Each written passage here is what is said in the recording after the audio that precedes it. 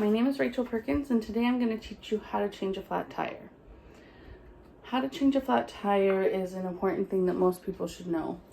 There are a lot of people out there that don't know how to do it, don't think that they can do it on their own, but I've been doing it for 10 years on my own, no problem. So I'm sure that you can do it too after today.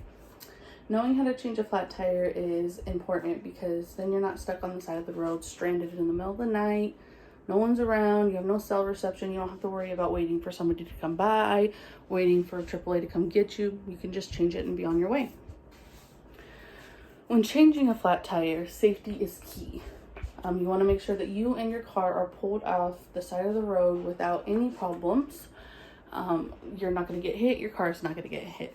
According to an article written in 2019 called How to Change a Flat Tire and the Tools Needed to Do It by Amir Esmail, a journalist from William Patterson University and a reporter for BusinessInsider.com, says there comes a time in every driver's life when they end up with a flat tire. It's an inevitable occurrence that you should always be prepared for when you are on the road. Although it is an inconvenience, it should not be an expensive fix. Once your car is safely pulled off to the side of the road, you want to make sure that your car is on a level spot. Then, once it's on a level spot, you're going to take the key out of the ignition, put the park on, you're good to go. The reason why you need your car on a level spot is because you're going to be putting your jack there. Okay, so your jack needs to be on a level position so that your car can be raised up. Next, what you're going to do is you're going to get some parking blocks. You can buy parking blocks at most stores, but you don't have to. Find some rocks, some logs, something that's going to hold your tires in place from moving. The next 4 tools that you need to change your flat tires are important. You need a jack. They come in different ones. This one is just a regular jack. They have scissor jacks. They have bigger ones for like shops. You need a tire iron. They also come in a 4, so there's 4 of them. That also works. And you need a spare tire or a new tire. They have ones called a little donut, so it's like a little tiny tire. Any of these will work.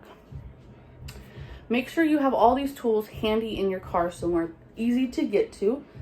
It's important, so you never have to worry about finding them. Now, everybody's saying, okay, we have a jack, but where do I put this jack?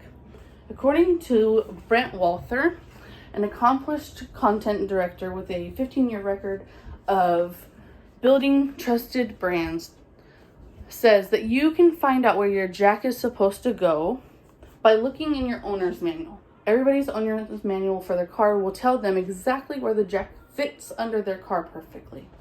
Once you read that, you'll know exactly where to put it. Okay.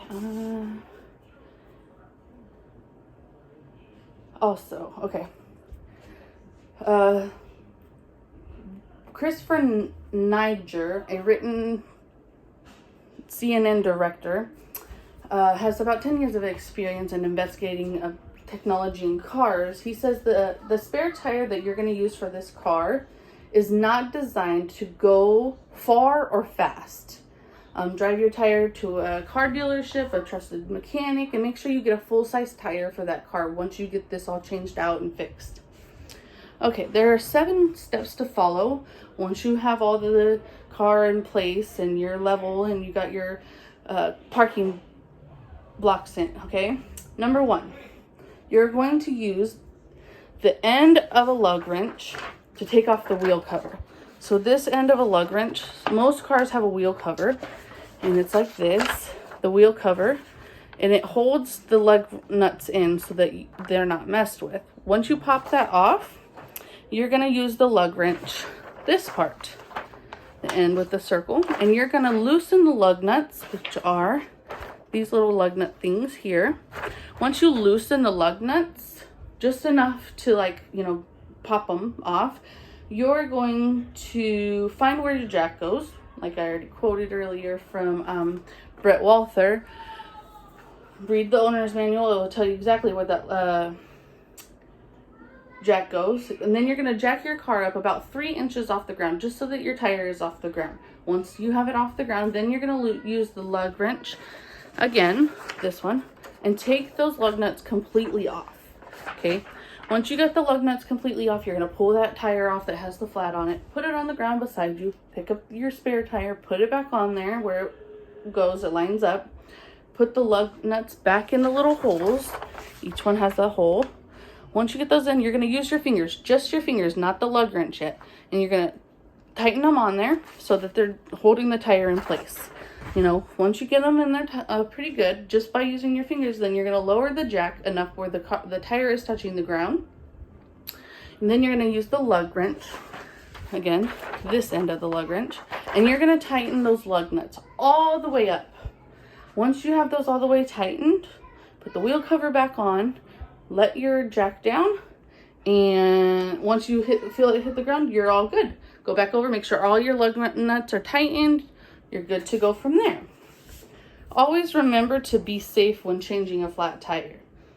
Make sure you have all the right tools while changing this tire. Make sure you know the steps on how to change a flat tire. There's 7 steps. Make sure you know each step on how to change it.